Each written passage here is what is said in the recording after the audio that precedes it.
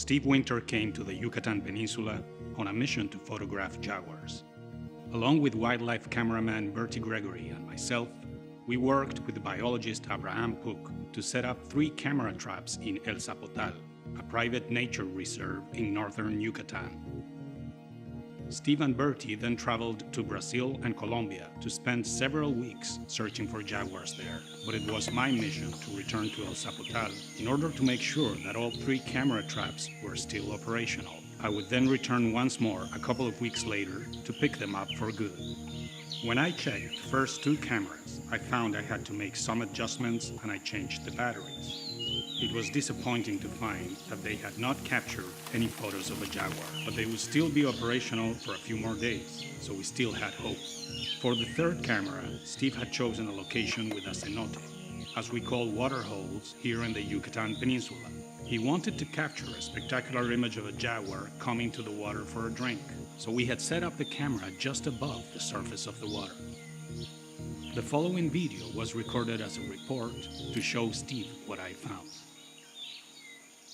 Okay, Steve, this is what we found. As you can see, the housing is almost totally underwater by now, but we're gonna take it out.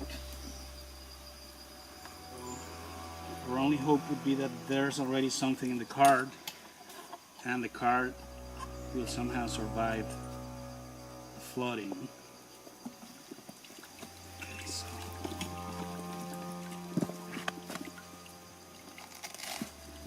As you can see, there's plenty of water coming out of here.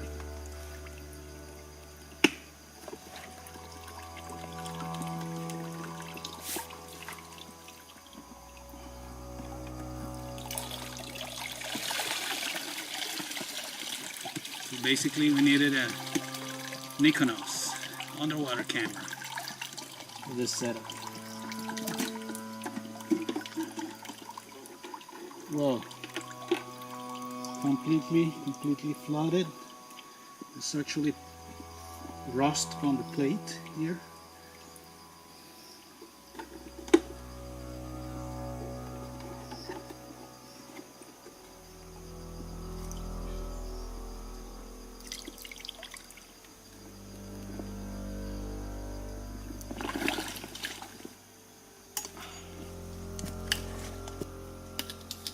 I guess that Nikon is busted.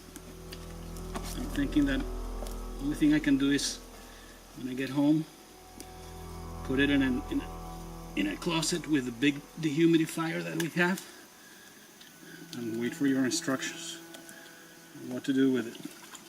And check the card, of course.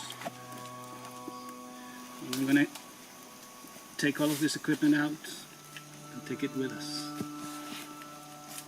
Is showing signs of rust, so it must have been in the water for several days. There's actually water inside the top LCD screen, control screen. And this thing is so rusted that I don't know how I'm going to be able to push it and to release the camera from the plate. Okay, there it goes.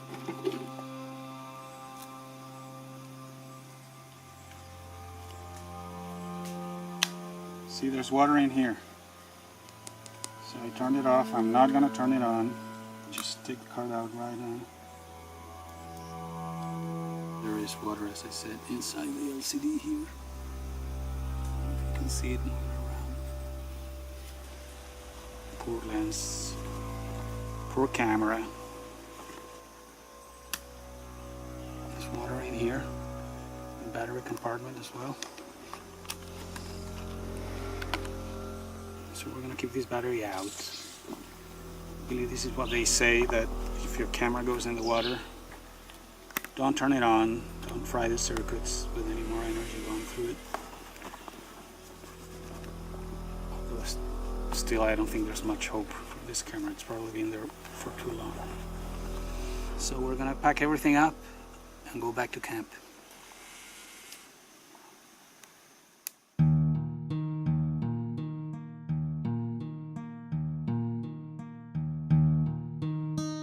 Estaba viniendo, y escuché que como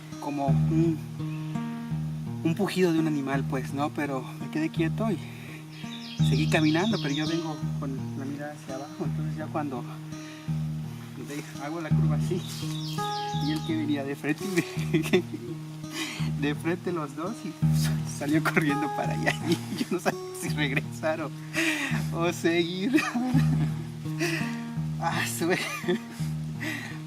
La verdad. Se quedaron detenidos los dos por un momento. Los dos por un momento, como 20 segundos. No sabía si seguir hacia atrás, empecé a hacer unos pasos para atrás. Y ya mejor se fue para allá. Es que me adelanté muchísimo. Ay, estaba de este tamaño. Jaguar, creo que era un macho. Ay, Dios. Creo que estaba yendo para el cenote. The jaguars are here because Abraham just ran head-on into one. First personal encounter of that kind he's ever had in his life. So that's why he's in a bit of a shock. So we missed it. We were walking behind. He was going ahead because he's carrying the weight of all your system that we had to pick up. So they're here.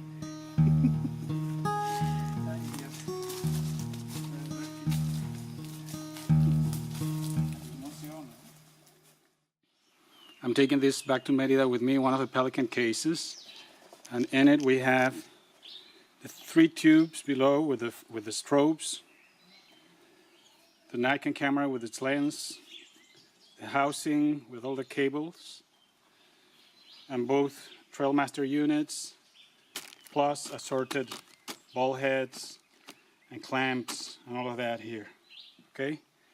And I'm taking one of the Nikon batteries just in case we need to test this camera if it's going to be testable at all. We are now on the road back to Merida. We left 2 camera traps working, but the big question really is, do we have something already in the card that we pulled from the camera that was drowned? But before we can look into that, we'll have to set up the equipment to be dried.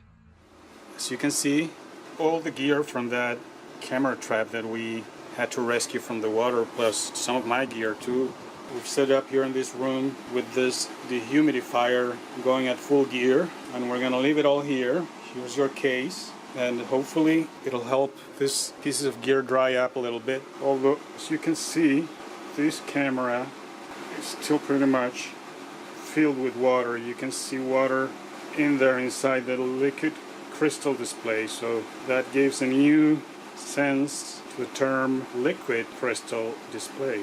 I think this camera is really beyond rescuing, but nevertheless we're going to keep it here and we're going to be monitoring the results to see if this process helps at all. As you can see, this lens, it's all fogged up inside and it looks pretty bad. It also may be beyond rescuing, but we'll see. And now, the hour of truth. The question is there anything in the card from the camera that went underwater? Stay with us to find out.